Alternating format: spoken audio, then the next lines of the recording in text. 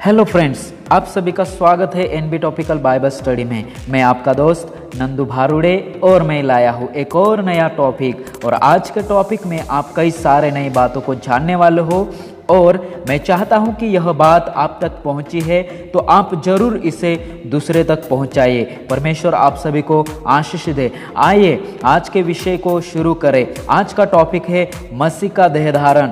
आज के टॉपिक में हम 3 पॉइंट देखने वाले हैं और मैं सिर्फ और सिर्फ वचन के आधारित ही बातें करूंगा। सच्चाई आप तक पहुंचे और आप इस सच्चाई को दूसरे तक जरूर पहुंचाइए। मसीह का देह धारण। मांस के लिए यूनानी शब्द सार्कस का उपयोग किया जाता है, जबकि शरीर के लिए सोमा शब्द उपयोग किया जाता है। खुलकर कहा जाए तो मांस और शरीर में कोई अंतर नहीं दिख पड़ता, परंतु एकमात्र सर्वज्ञानी परमेश्वर के वचन में इसका अंतर बताया है, जिसका हम अध्ययन करेंगे। पहला पॉइंट, मसीह की मानवता के प्रमाण। नंबर 1, उसकी मानवीय वंशावली। रोमियो 1:3 में लिखा है, अपने पुत्र हमारे प्रभु यीशु मसीह के विषय में प्रतिज्ञा की थी, जो शरीर के भाव से तो दाऊद के वंश से उत्पन्न हुआ। नंबर 2, उसका मानवीय रूप। यूहन्ना 4:9 में लिखा है, उस सामरी स्त्री ने उससे कहा, तू यहूदी होकर मुझ सामरी स्त्री से पानी क्यों मांगता है, क्योंकि यहूदी सामरियों के साथ किसी प्रकार का व्यवहार नहीं रखते। नंबर 3, उसका मानवीय व्यक्तित्व। उसके पास एक शरीर था। मत्ती 26:12 में लिखा है, उसने मेरे देह पर जो यह इत्र उंडेला है वह मेरे गाड़े जाने के लिए किया है। उसके पास एक प्राण था। मत्ती 26:38 में लिखा है, तब उसने उनसे कहा, मेरा मन बहुत उदास है, यहाँ तक कि मेरा प्राण निकला जा रहा है। तुम यहीं ठहरो और मेरे साथ जागते रहो। उसके पास एक आत्मा थी।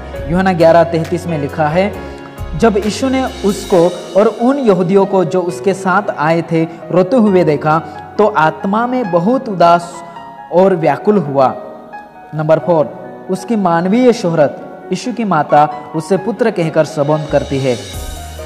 लूका रचित समाचार 2:48 में लिखा है, तब वे उसे देखकर चकित हुए और उसकी माता ने उससे कहा, हे पुत्र, तूने हमसे क्यों ऐसा व्यवहार किया? देख, तेरा पिता और मैं कुड़ते हुए तुझे ढूंढते थे। नंबर 5, उसकी मानवीय आवश्यकताएं। यीशु भूखा था। मरकुस 11:12 में लिखा है, दूसरे दिन जब वे बेथनिया से निकले तो उसको भूख लगी। नंबर 6, उसकी मानवीय सीमाएं। मरकुस 13:32 में लिखा है, यीशु ने कहा, उस दिन या उस समय के विषय में कोई नहीं जानता, न स्वर्गदूत और न पुत्र, परंतु केवल पिता। नंबर 7, उसका मानवीय क्लेश। इब्रानियों 5:8 में लिखा है, और पुत्र होने पर भी उसने दुख उठा उठाकर आज्ञा माननी सीखी। पॉइंट नंबर 2, मसीह के देह धारण के महत्व।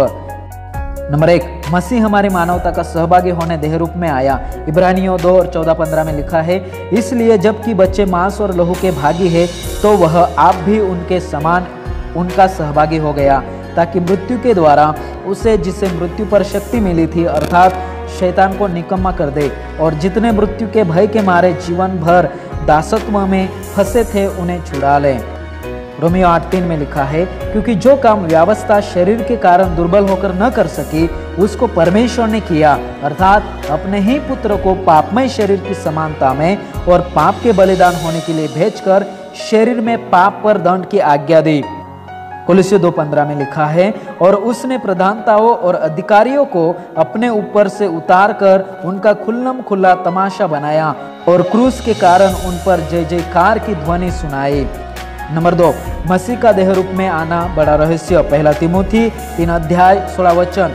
और इसमें संदेह नहीं कि भक्ति का भेद गंभीर है, अर्थात वह जो शरीर में प्रकट हुआ, आत्मा में धर्मी ठहरा, स्वर्गदूतों को दिखाई दिया, अन्य जातियों में उसका प्रचार हुआ, जगत में उस पर विश्वास किया गया और महिमा में ऊपर उठाया गया।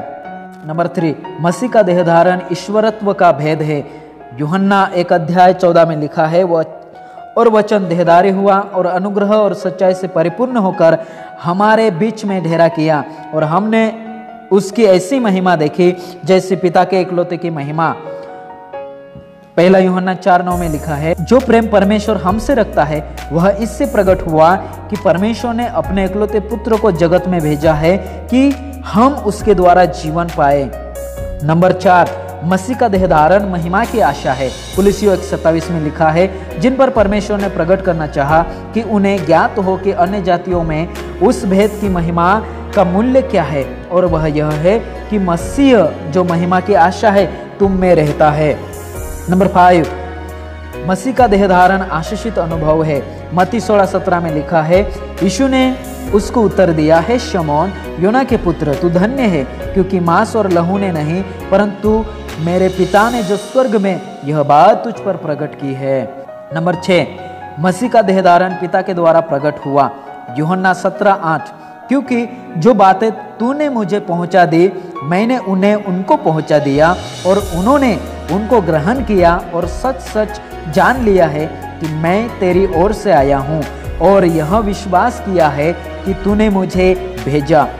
यूहन्ना 17:23, मैं उनमें और तू मुझ में, कि वे सिद्ध होकर एक हो जाए, और जगत जाने कि तू ही ने मुझे भेजा, और जैसा तूने मुझसे प्रेम रखा वैसा ही उनसे भी प्रेम रखा। नंबर 7, मसीह का देह धारण आत्माओं की परख के लिए है। 1 यूहन्ना 4:1, हे प्रियो, हर एक आत्मा पर विश्वास न करो, वरन आत्माओं को परखो कि वे परमेश्वर की ओर से है कि नहीं, क्योंकि बहुत से झूठे भविष्यवक्ता जगत में निकल खड़े हुए हैं। नंबर 8, मसीह का देह धारण आत्माओं को पहचानने के लिए है। 1 यूहन्ना 4:2, परमेश्वर का आत्मा तुम इसी रीति से पहचान सकते हो कि जो कोई आत्मा मान लेती है कि यीशु मसीह शरीर में होकर आया है, वह परमेश्वर की ओर से है। नंबर 9, हर आत्मा जो मसीह के देह धारण को मान लेती है वह परमेश्वर की ओर से है।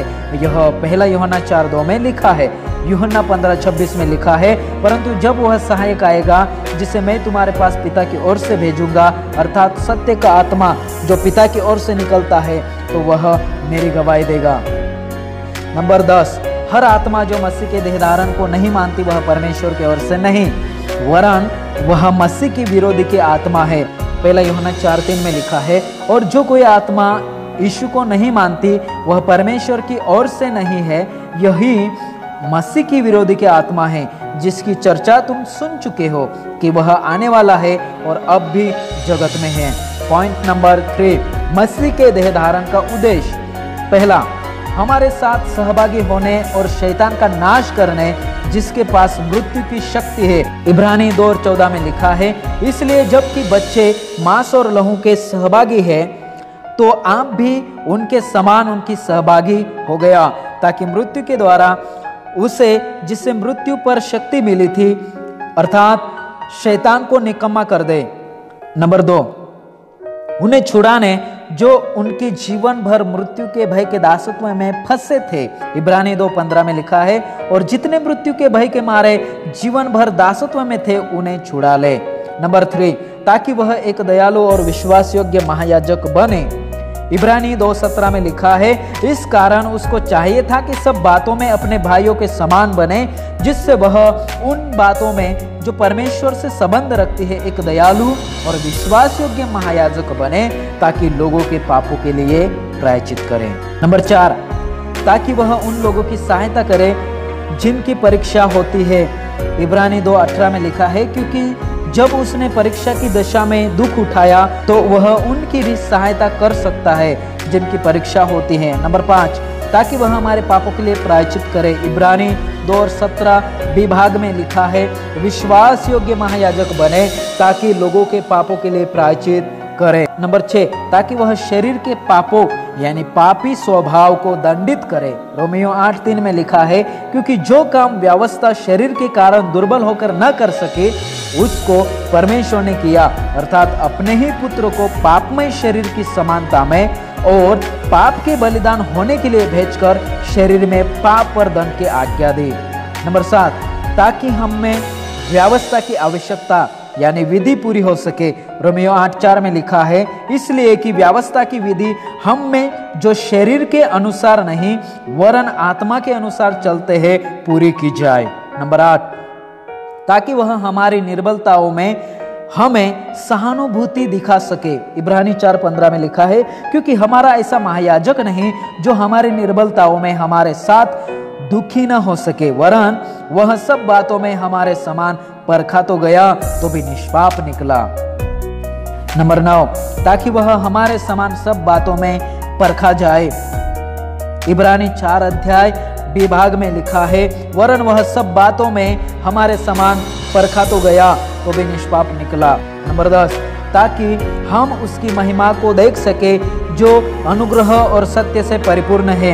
यूहन्ना 1 और 14 में लिखा है, और वचन देहधारी हुआ और अनुग्रह और सच्चाई से परिपूर्ण होकर हमारे बीच में डेरा किया, और हमने उसकी ऐसी महिमा देखी जैसी पिता के एकलौते की महिमा। नंबर 11, ताकि वह हमारे लिए नए और जीवते मार्गों को खोल सके। इब्रानी 10:20 में लिखा है, जो उसने पर्दे अर्थात शरीर में से होकर हमारे लिए अभिषेक किया। नंबर 12, ताकि वह उसके दुख उठाने के द्वारा आज्ञाकारिता सीख सके। इब्रानियों 5, 7, 8 में लिखा है, यीशु ने अपनी देह में रहने के दिनों में उच्च शब्द से पुकार कर और आंसू बहा कर उससे जो उसको मृत्यु से बचा सकता था प्रार्थना और विनती की, और भक्ति के कारण उसकी सुनी गई, और पुत्र होने पर भी उसने दुख उठा कर आज्ञा माननी सीखी। मान ले कि आपको चिट्ठियां पसंद है, आप चिट्ठियों के टीलों के पास जाते हैं और पाते हैं कि किसान उस पर हल चलाने वाला है। आप उन्हें सचेत करना और बचाना चाहते हैं। आप चिल्लाते हैं और भाषा संकेत देते हैं, परंतु आप उन्हें चेतावनी नहीं दे पाते। यदि आप एक चिट्ठी बन जाए तो आप उन्हें संदेश दे सकते हैं और वे आपको समझ लेंगे।